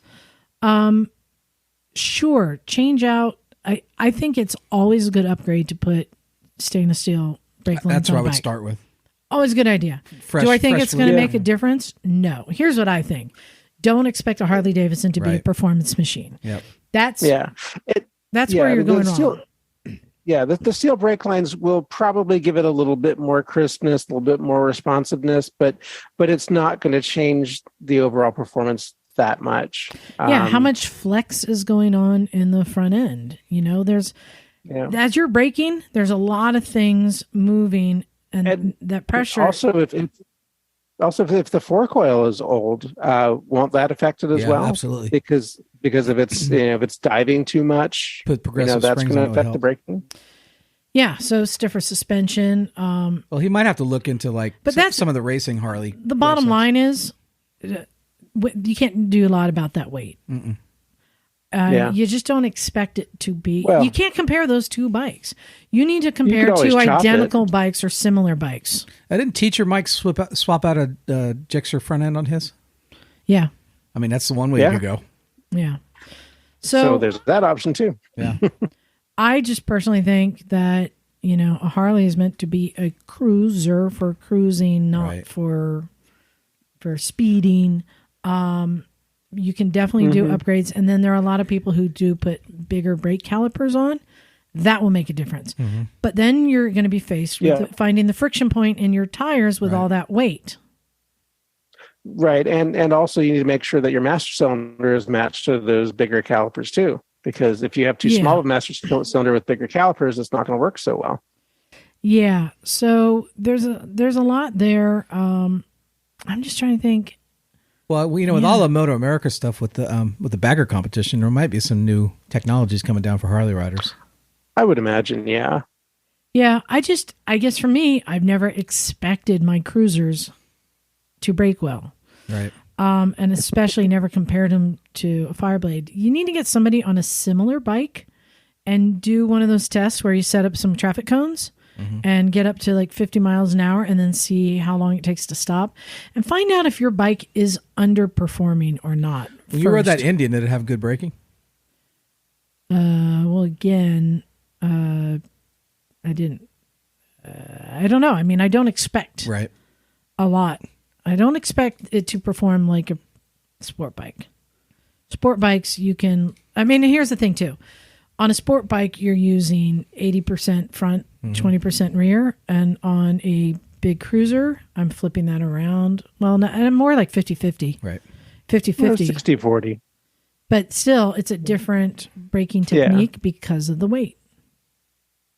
And you need to use both brakes. Yeah. So let us know, do you have ABS on there? Because that kind of takes care of a lot.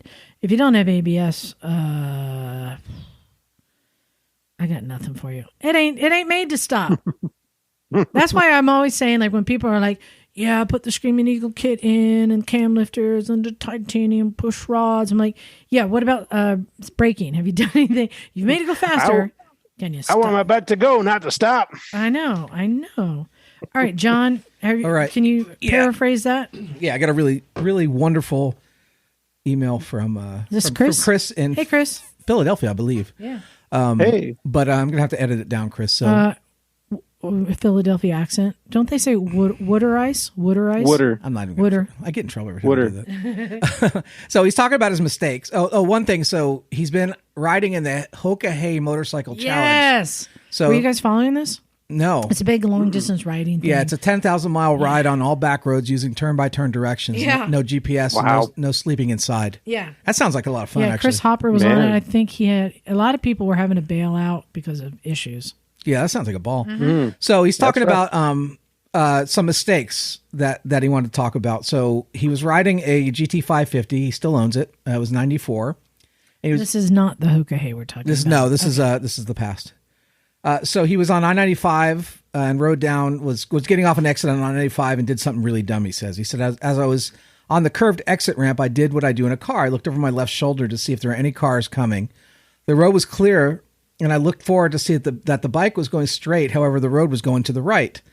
I rode over the grass between the ramp and onto the road I was merging onto. Fortunately, there was no curb on the exit ramp, or a curb on the road he was entering into and no cars coming. That's how he learned that a bike will go where you look. Yeah. Good. That's Yep. good. Good lesson. The other one is And let me say, I also want to say those on and off ramps in Pennsylvania can be really tight.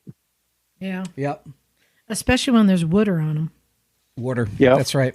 That's for Aaron. Gotta watch out for the water. And then the next thing you want to talk about was a wrenching mistake. So he was having some electrical issues with one of his bikes, and he said which was breaking down. So on the ride home, I took off the primary curb and found the issue. In the mic, please. In the mic. I had to purchase a new 1 3/16 inch socket and pull the rotor off the stator. Yeah.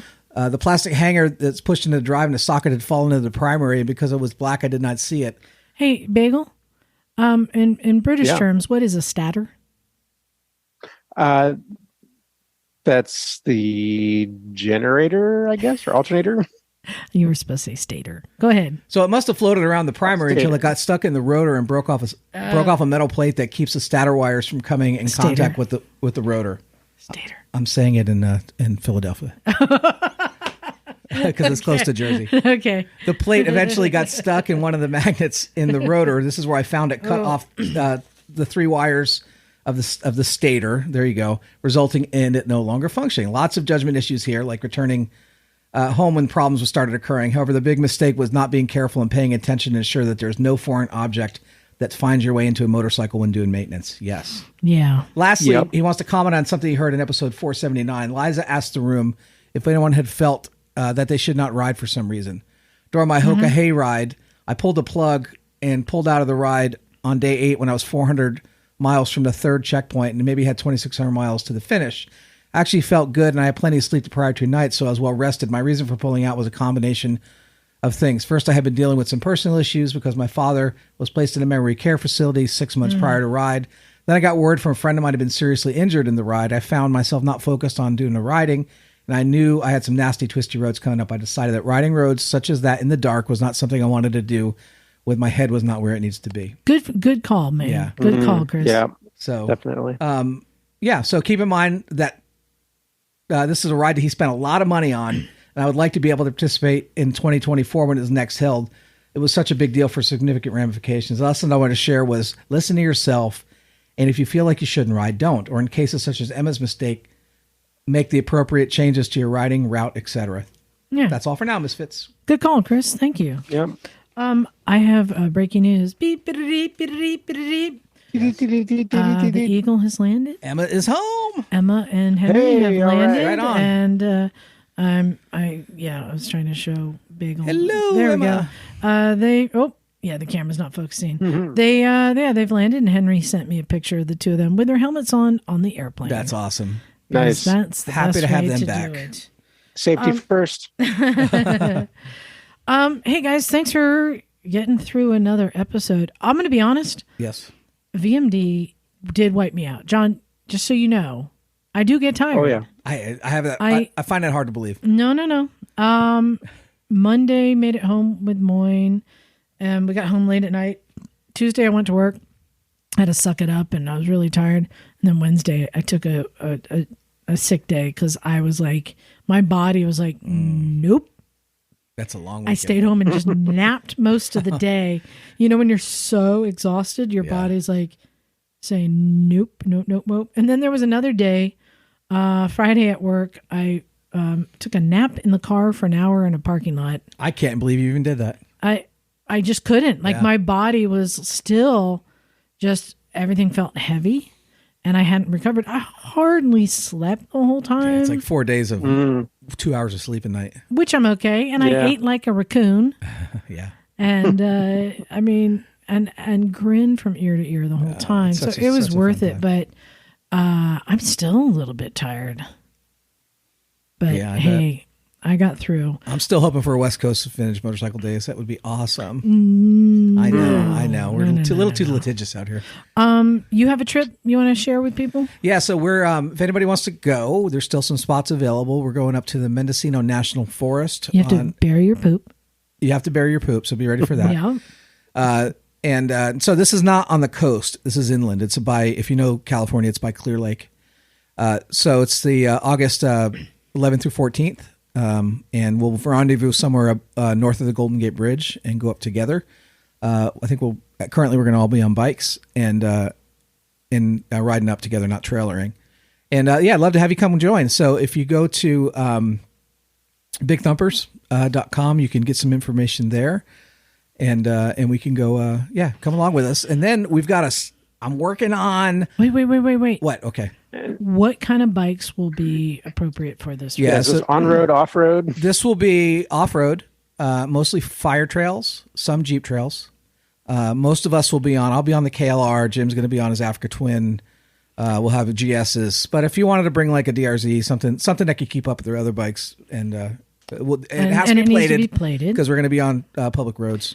And you got to be carrying your stuff? No, we'll set up a base camp. Okay. And then once we get to base camp, then you can then we'll offload the bikes and rip around. So enduro adventure bikes. Yeah. Can they have more than one cylinder? Yeah. They just go thump, two. Thump. You can go thump or thump. Take your pick. And then we're planning. So get this on your radar now. So we're planning a Misfits rally in the week before Thanksgiving. Based hopefully at a Hollister off-road park down in near Gilroy and Hollister. So we're looking at like 3 or 4 days of camping and riding in the park, riding out of the park, and having just a great time. Kind of an end of year pre-holidays Misfits extravaganza, and it also sort of is a further ramp up to our 500th episode, which you're all looking forward to too. Oh yeah, I need to talk to you about that. Guess what? I have another trip coming up. You're going to South Dakota. I'm going to South Dakota. Hey, John, can you? I think Emma will be here. What's the date? The 21st. Yeah, I think I'll be here. Of August? Yeah. Yes. Yeah, I'll be here. I'm going to South Dakota. I get to go ride my KLR. Yeah, we'll be here. We got you. Thank you. But I am going to be back in time for the podcast. I'm flying home unbearably early so that I can be home for podcast. Because I want to do that to y'all. You're having quite the year.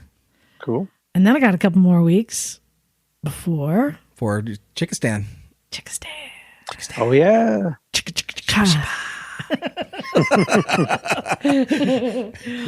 Yeah. And I would like to say for the record, I have yet to get COVID. I am so proud of that. Flying is dangerous. Everyone who goes on trips have been getting COVID. I got the flu. Yeah, mask You the got hell a up. non-COVID COVID. Like, Yeah, I don't know what. but you know what? Interestingly enough, I did get sick. And last Sunday, the last day at Vintage Days, I had a sore throat. I felt achy and tired. And I went, this is it. You might have got it. This is it. I brought a pack of tests with me. Yeah, you tested negative, huh? Tested negative. And then I tested again on Tuesday. Still negative. I just discovered that VMD has the same symptoms as COVID. Yeah, that's true. I think I had it in Pakistan because there was a 24-hour period where I got really sick. Aaron would know this because he nursed me back to health. But and then after 24 hours, I was fine and riding again. So I suspect, because there was a couple guys on our trip that had COVID. No, here's the thing. A lot of people get walloped to that. It's from being 12 hours off and your body shuts down and says, Yeah, this was like a week and a half into the trip, though. Yeah, but there's a point where you've been running on adrenaline too much and your body's like, we need to reset. And that's happened to me where I went to bed at 3 p.m. one day and I was like, my body's just shutting down. I had fever and I had to have 4 blankets on. Maybe. Yeah. Okay. Well, okay. But hey, thank you, John and Bagel, for sticking with me. We're going to have the crew back next week, and we're going to hear the tales from the Dolomites. Yeah. All right. I'm looking forward to it. All I know so awesome. far is that it was a great trip, that Kat McLeod runs a great tour, does a good job, and that there were no accidents. Can't say that about my trip. No. So basically the opposite. Yeah. All right. So I think on that note, this is where I say thank you to all of our listeners, our Patreon subscribers. Love you all. We have t-shirts for sale. If you need a t-shirt, motorcyclesandmisfits.com. You can go to the shop. They look really good. Bagel's wearing one of the older ones. It's the perfect gift for your child But that's the going away newer for ones college. have Evel Knievel on it and look really cool, and they get a lot of attention. And let's see. I think that's it. Motorcycles and Misfits. John, I need to make sure we have the links to your rides up on our Yeah, I'll send them to you. our calendar. Yep. And I think that's it. So on that note, thanks everyone. Let's get out of here. This is Liza. Stumpy John. Bagel. And we are out of here. Cool.